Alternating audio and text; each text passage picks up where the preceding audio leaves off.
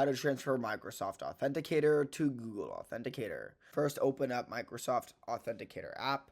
On your phone, open up the Microsoft Authenticator app. Find the account you want to transfer, then tap on the account and note down the name and the associated email or service. Then log into the account you want to transfer. Go to the website or service that uses Microsoft Authenticator. Log into your account using your current 2FA code from the Microsoft Authenticator.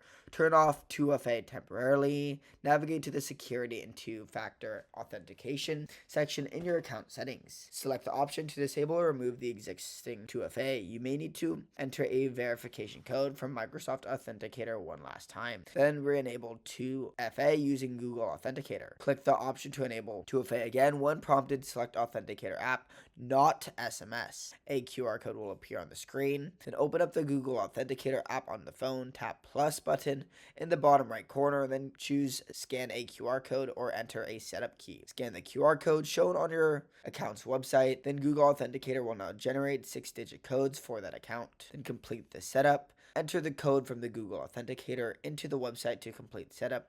You've now successfully transferred your account from Microsoft Authenticator to Google Authenticator. Repeat for accounts as needed. Subscribe.